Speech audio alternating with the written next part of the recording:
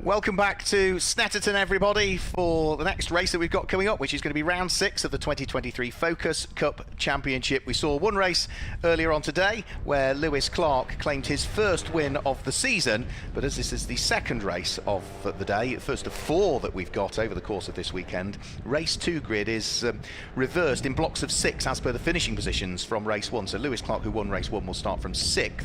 The car that starts from 7th, or finished 7th, Greg Saunders, will start from 12th. So it's each block of 6 that gets reversed. Piers Pryor has come to join me in commentary box for this one. I'll introduce him in a moment because we need to go through the grid to start with.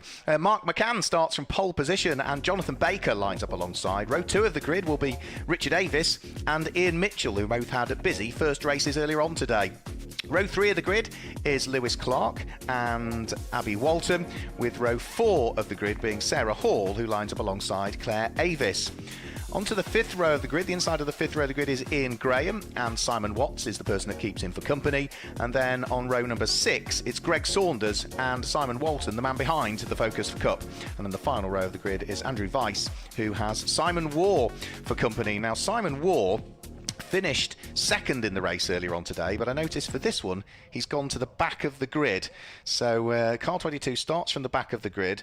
Clerk of the course decision refers is what it says on my grid here, so that doesn't really tell me a great deal as to why he's gone to the back of the grid, Piers, and I imagine you're probably equally in the dark. Yeah, I'm not entirely sure. Clearly he's done something to someone's not liking. Maybe it was technical, maybe it was driving, who knows. So yeah, hopefully that will sort out what the problem is with that car. We'll try and make some further investigations and update you on that tomorrow, because we've got a further 2 races to sort out tomorrow. But what we are going to be tasked with now is watching Simon Waugh come from the tail end of the field, because bear in mind he is a race winner. He won at Brands Hatch in the second of the 2 races there, round 4 of the championship, and he is also lying 3rd in the championship standings. So whether he then also loses championship points from earlier on, I simply don't know. So there's a few investigations we need to make. So of that top 6, it's only the top 5 that got reversed. So Abby Walton is starting in 6th position. So she's gained, hasn't she, as a result of that sort of exclusion, or Simon Waugh going towards the back of the field? Yeah, not done too badly. You go up a few more places than expected, but you can see the cars coming down that back straight towards Nelson now, weaving and trying to get as much temperature in those tyres. It shouldn't be too hard today. Track temperature just nudging over 30, I believe. It's nice and sunny out there, bit breezy. The wind is still staying here. It's quite breezy here at Snetterton today, down a tailwind into turn 1, which is then a headwind into Agostini, then a tailwind into down into Hamilton as well. So it should make the way that these cars drive slightly different. They're not hugely affected with not very much aerodynamic, well, pretty much no aerodynamic devices on these cars at all, but it will obviously change the speed into turn 1, which is a very fast corner. There we go. Air temperature, a lovely 20 degrees. Yeah, so air temperature 20. It's usually about 10 degrees warmer, isn't it? Track temperature, there or thereabouts. It's a benchmark for you. So then let's just guide you through some colours there. Mark McCann, who sits on pole position, his car is largely white, but it's got red and blue flashes or striping to it. Alongside is the number 10 car of Jonathan Baker. His car would usually be blue, but he had an off in testing yesterday, so he's in a spare car. It's a silver car with 2 red stripes down the centre. Row 2 of the grid, it's largely black and red and white for Richard Avis, alongside the largely white and black and yellow car of Ian Mitchell, who also has some swapped cars, I think, from what I'd noted down, was his car colour yesterday. And Lewis Clark, who won the race earlier on, his car is largely silver with blue and some lighter blue flashes to it. Watch out, though, for that green car with the orange flashes and the RAF roundel to it. Simon Waugh off the tail end of the field, so we'll see how far up the order we can usher him over the course of what is going to be the next 15 minutes for this race. So we've got the first 2 or 3 rows of the grid coming into position. Another car that sort of dropped away a little bit in the closing stage of the race earlier on was Simon Watts, the number 23 car, who was running in 6th but finished 8th and lost 2 places on the final lap. So we'll see whether we can bring him a little bit further up through the order. So everybody is now in position. The final car, Simon Waugh, comes to a halt now at the tail end of the field. The green flag will be being waved by the marshal at the back. The 5-second board will be being held aloft. You can see the heat haze there that's rising, just giving you an indication as to how warm the tarmac is. And then we should get the red lights coming on the gantry. and we'll get round 6 of the championship underway. So red lights on. Round 6 of the Focus Cup 2023 gets going, and it's not a bad start from either men on the front row of the grid. They all there about match each other for pace. Sarah Hall at the wheel of the 21 car was a little bit slower away as she disappears in the background, but up towards Richie's corner they'll come for the first time, and it is Mark McCann that leads the way from Jonathan Baker in 2nd position. Ian Mitchell is there in 3rd place. Richard Davis is 4th, and the race winner from earlier on, Lewis Clark, is there in 5th place. So it's as they were on the grid as they head up towards Wilson for the first time. Yeah, McCann going very wide, as is also Walton into the hairpin at Melbourne. It's a big expanse of tarmac on the outside, so no worry about going off, but still losing a couple of positions. Everyone trying to find their position. Yep, so everybody safely through the first corner. Mark McCann leading the way in the early stages of this one. Abby Walton still sticking her elbows out and trying to hang on to places as she's slowly getting picked off by some of the quicker cars behind. This reverse grid format always works, and now we've got Ian Mitchell up the inside of Jonathan Baker and into 2nd place, and now Jonathan Baker needs to close the door on Richard Davis, otherwise he's going to lose a further place. He gets pushed wide on the exit of the corner, so that's another place lost, I'm afraid, there. Jonathan Baker from 2nd, not just down to 3rd, but now down into 4th place. Mark McCann still continues to lead, but he's now got Ian Mitchell right with him at the wheel of the Power Max car as they head in towards Oggies for the first time. Mitchell's looking like he's got some excellent pace at the start of this race, going from 4th to 3rd, now 2nd, and now already challenging for the lead, all in the space of a lap, as we see the 17 of Clark getting under pressure there from Baker. Someone's gone wide on the exit. That is the 77, Avis, who's dropped a wheel. It's easily done the exit of that corner. It kind of falls away. The corner goes on for so long. If you get on the power a bit too early, so easy to get dragged off. Yeah, just washes wide, doesn't it, on the exit of the corner. Are we going to have a change for the lead of the race? No, Ian Mitchell was just showing the nose of the car to Mark McCann as they go down in towards Brundle and Nelson for the first time. Despite that rally crossing moment for Richard Davis, he's still there in 3rd place. The top 5 have broken away quite substantively, haven't they, from the car that sits there in what is 6th position, and 6th at the moment looks as though it's Ian Graham, the number 27 car potentially, that's there in 6th place. Yes, it is Ian Graham, from then Claire Avis, and then it's going to be Simon Watts thereafter, but the top 5 threading their way through Corham and in towards the braking area for Murray's for the first time. Winner from the race earlier on is now up into 4th place, which is Lewis Clark. Can he pick off Richard Davis on the straight this time? They head onto the centre straight. You can see that little puff of black smoke out of the tail ends of these TDCI diesel engine machines over the start-finish line, and Mark McCann, the pole sitter on the reverse grid, has hung on to the lead for the whole of the first lap. He's going well. He is going well, but definitely under pressure from Mitchell is up 2 as we get pressure for the lead, and that's a great move from Mitchell into turn 1, going in nice and late, but getting all the way alongside before the corner exit, just managing to keep within track limits, I'd say. What's your opinion on that, Mark? That was close, yeah. That was about as close as you can get to track limits, that one. So, yeah, the car sort of skittered sideways, didn't he, for him briefly? But, yeah, he hung on to it. So it's Ian Mitchell from Mark McCann. Richard Davis feeling the pinch a little bit from Lewis Clark in the 17 car that sits behind. At the tail end of all of this is Jonathan Baker at the wheel of the number 10 machine. And then after that, there's quite a gap back before we see Ian Graham, who completes the top 6 from Claire Avis, Simon Watts. Simon Waugh from the back of the grid is up to 9th already, and Greg Saunders completes the top 10 as Lewis Clark, race winner, championship leader, weaves around. Is he going to sneak up the inside of Richard Davis? He's coming from a long way back in towards Agostini. There might have been the closest of touches between them, but if it was just a light touch, and then Lewis Clark runs wide on the exit of the corner. Yeah, so it looked like a small amount of contact there, but both coming out largely unscathed, but that has put the pressure on, and is having to fight now from behind, which is Baker, sorry. Baker is now putting the pressure on Clark, because as you know, Mark, if you make a manoeuvre, or you attempt to make a move and it doesn't pull off, it often puts you on the back foot and sort of hampers your momentum, and you can often end up losing out. Absolutely, yeah. Sometimes it's better just to sit there, isn't it, and just see, and maybe wait for another opportunity, because yeah, if it's not a clear cut one, you end up compromising then your next corner or the next corner. And certainly, you know, going down out of one corner onto a big long straight, you don't want to try something on the previous corner that just doesn't work. So the order still remains the same for the moment, with Ian Mitchell having picked up the lead of the race. Mark McCann is still there in second place, but is under pressure from the number 77 car of Richard Davis. Lewis Clark bounces off the sausage curb on the inside of Nelson. Need to be careful with that, because you've got the red and white painted curb. You can't quite see it on the cameras, but there's a big orange hump that's on the inside of that. That's the sausage curb, and if you clobber that, not only does it affect the car. It can bend steering components on it, and on occasions we have seen cars, if they hit it at the wrong angle, they do go over. Yeah, potentially. And these Focuses are, as much as they are race-tuned vehicles, they are largely based on the road-going models, and so their centre of gravity potentially not as low as maybe a single-seater would be. Not something you want to be considering, but also looks like Clark might be getting a bit warm in his car. He's got the window open. Yeah, it's something I never tend to do, because for me it creates extra drag, and when you're all in the same piece of equipment, it's a 15-minute race, leave the windows down. It's going to make the car more aerodynamic and it's going to create less drag. But maybe Lewis Clark is just feeling the warmth a little bit today, because whilst it's 20 degrees air temperature, 30 degrees track temperature, car temperature, oh, it's going to be in the 30s at least, because you won't want to be running with air conditioning. I'm sure as many people at home know, if you flip the air conditioning on, it often will rob some of the precious horsepower away from the wheels, and you don't want to be doing that. As we can see, Clark applying some more pressure there.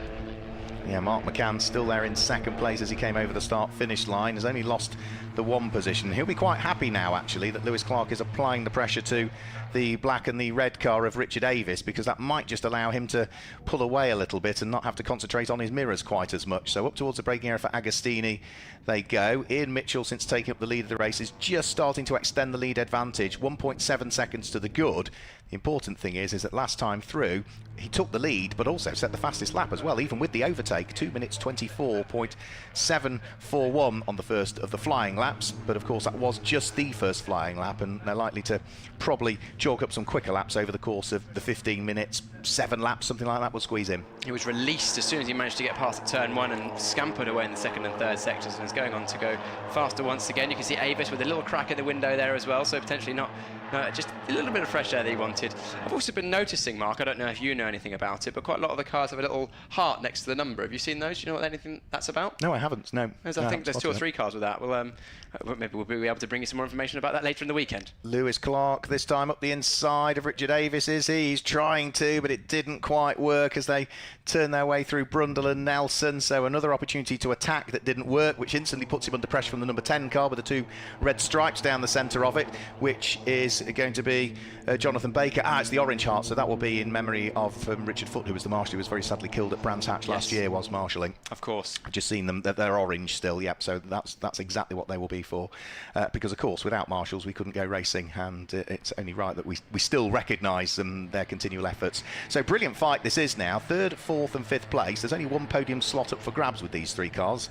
2 of them are going to miss out. Yep, 3 into 1 does not go, both in positions and also on circuit. So we'll watch this battle for the final podium position intently as the race goes on.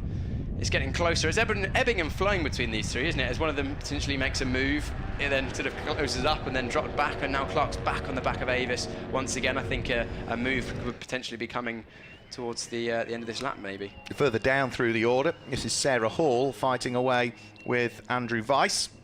Andrew Weiss has also, by the look of things, swapped cars from the car that he raced earlier on today. So his car is now light blue with some white and grey flashes to it, whereas previously it was largely white with red and blue, so that's another one. So one good thing about Focus Cup is that if there's a problem with the car, Simon Walton and the team always bring 2 or 3 spare cars, so rather than try and fix yours, they'll just swap you into another. They'll still try and fix the other one, but it means you don't miss a race. Yeah, exactly. You've got a spare one ready to go. It's sort of almost like the Formula 1 in the late 90s and early noughties. Just jump in the spare car, off you go. But no, it's a great championship, and a fairly unique setup, as we've mentioned before, but a centrally run championship where all the cars are prepared and in the same way by the same group of people, and then you basically pay a flat fee for the weekend and go racing. Yeah, flat fee, which includes testing on the Friday, it includes your qualifying and your racing, all the consumables that go with it and the tyres. And then all you need to pay for is damage, but they do again have a solution to offset some of the damage costs as well. It's not an insurance, but it's something similar, isn't it, that they have developed. So it's proved very popular over the course of the last few years, and a very competitive championship as well. So you look back last year, Liam McGill was a bit of a runaway champion last year, but that was very much unusual, because every other year it's been rather close for the championship. We've got 5 3/4 minutes to go. Ian Mitchell still leading the way. Mark McCann still hasn't really been dropped though, has he? So really impressed with the pace that Mark McCann has been showing. Finished 6th earlier on in the race. He was 23.5 seconds off the lead. The reverse grid put him to pole. And yes, he's lost 1 place, but nowhere near losing another yet. No, not quite. Yeah, great pace from McCann in 2nd place. Mitchell is still romping away at the front, but there's a move there. Oh, that was late.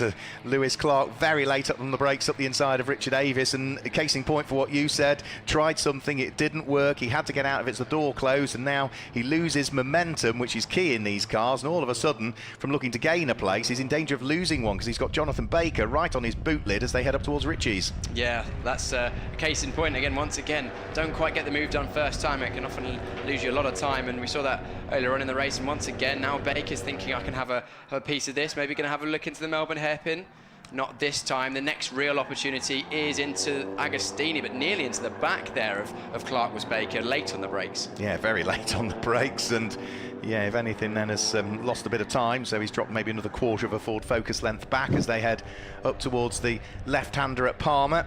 Ian Mitchell still leading the way. Richard Avis last time through in third place, fastest lap of the race we've seen so far, 2 minutes 24.6 exactly from Richard Avis. So he is now looking to try and pull away from Lewis Clark, the race 1 winner, and maybe get himself right onto the coattails of the pole sitter Mark McCann, as the main pack of cars, the leading 5, turn their way out of Agostini along the short straight and up towards Hamilton. What of Simon Waugh off the back of the grid, I hear you ask? Well, look on the left of the screen. It might have started 14th, up to 6th now at the wheel of car number 22. Yeah, plus 8 places. That's a great race. Well, nicely done through there, carving his way through the field and doing it clinically as well. We haven't seen any issues on camera, but yeah, that's a good drive from the back of the field. Of course, these cars all so closely matched, and most of the drivers very closely matched as well, so it's not easy to do. No, not at all. So 3.5 minutes still to go. The back head down the bottom of the Bentley straight and in towards Brundle and Nelson. Ian Mitchell still leading by about 2 car lengths from Mark McCann. A similar gap back to Richard Avis, Lewis Clark, Mark Baker. Simon Waugh looking to try and close in as well, so he wants in on the fun. Having come from the tail end of the field, he'll be fired up after whatever it is that placed him towards the back of the grid. Well, he has now nearly caught that pack that he wanted to catch, so let's wait and see. He's got plenty of time to get there, so the lap they're starting and 1 more thereafter, so still another 6 miles to try and catch, and he's almost there now, so I have no doubt at all that Simon Waugh will catch. But as ever is the case, catching is one thing, getting past is something very different. But as we've seen this race already a couple of times, that it's you have to get the move done the first time, otherwise it often can be quite difficult to keep on the back of the car. Are you even passing? Yep, so over the start-finish line, onto what should be the penultimate lap of the race, I'd have thought, for them. And as they go through Ritchie's now and up towards the braking area for Wilson Hairpin, Simon Waugh, you can see all of the time closing up onto the coattails of the silver car with the 2 red stripes down the centre of it, which was the man who started from the outside of the front row of the grid, Jonathan Baker.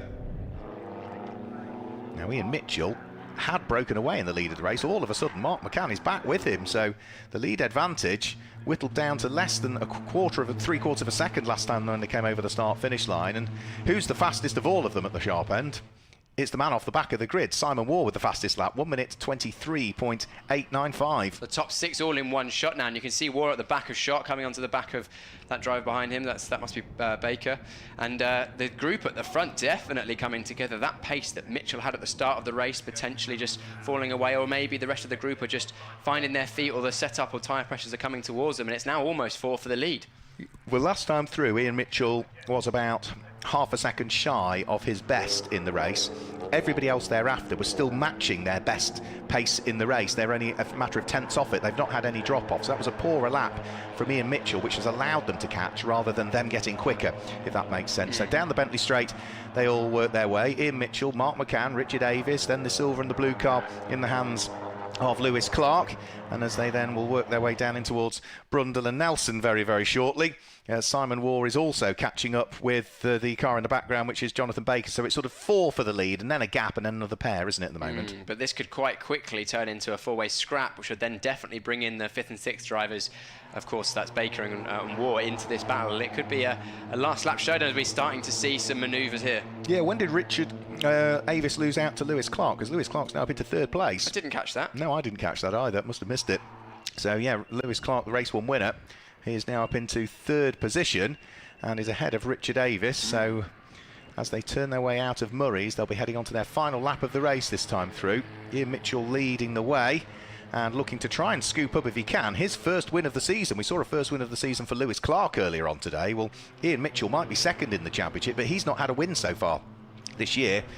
He finished third earlier on. That's his third place of the year. He was also on the second step of the podium in the opening round at Donington Park. So he is on for a best result of the season, as is Mark McCann in second place, because Mark hasn't had a podium. The best he's had so far is 6th place. So first and second place on for their best results of the season so far.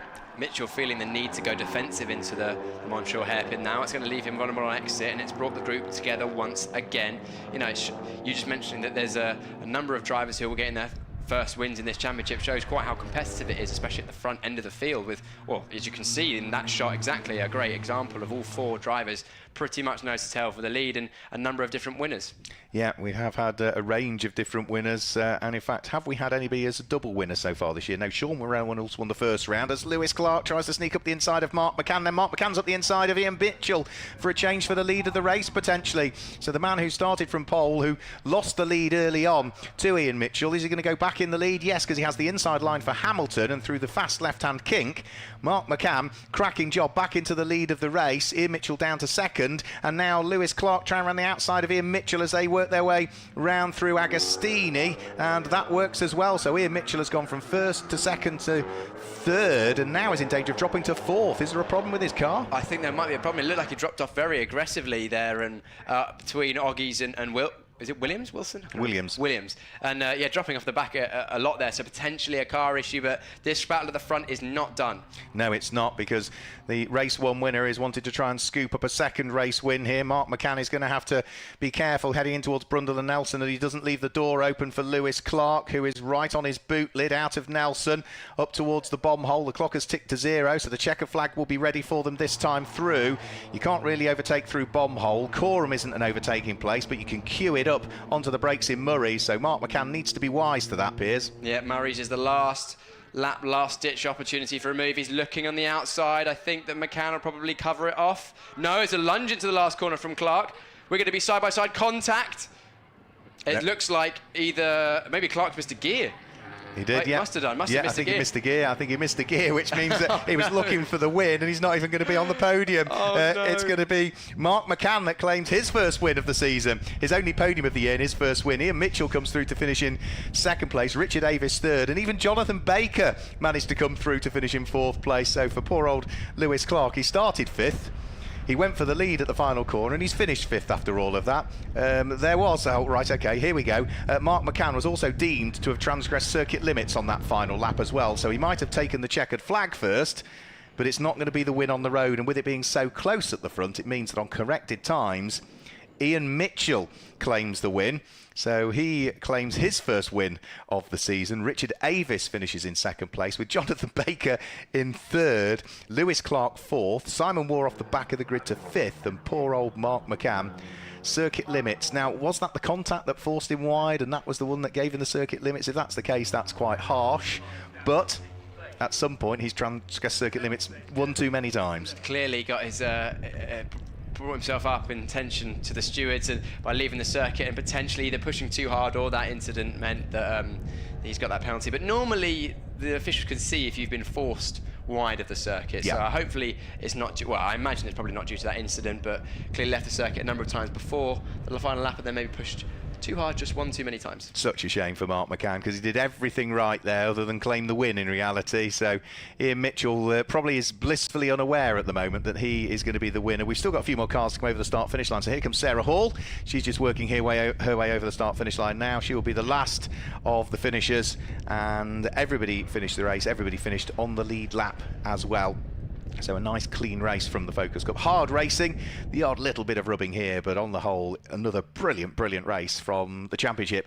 To confirm the results then, it is Ian Mitchell that claims the win on corrected times in the end from Richard Davis, who's there in 2nd place, and it's going to be Jonathan Baker who completes the podium in 3rd place. Race 1 winner Lewis Clark finished in 4th place, and off the back of the grid, Simon Moore came to 5th. Mark McCann, who took the checkered flag first, but had 5 seconds to his time because of the track limits, he drops to 6th, and then it's going to be Ian Gramer who's there They're in 7th place ahead of Simon Watts, Greg Saunders and Claire Avis, who completes the top 10. Then as we move outside of the top 10, it's Andrew Weiss, who's there in 11th place. Abby Walton and Simon Walton were there in 12th and 13th, and Sarah Hall wraps up the last of the finishers in 14th position. And that is it for today for the Focus Cup here from Snetterton. However, we do have 2 further races for them tomorrow as well, and we will be bringing you both of those live as well. So if you want to join us for the first of the Focus Cup races tomorrow, you need to be online and ready to watch around about 1:30 tomorrow, something like that. But from everybody here at Snetterton today, thanks for joining us.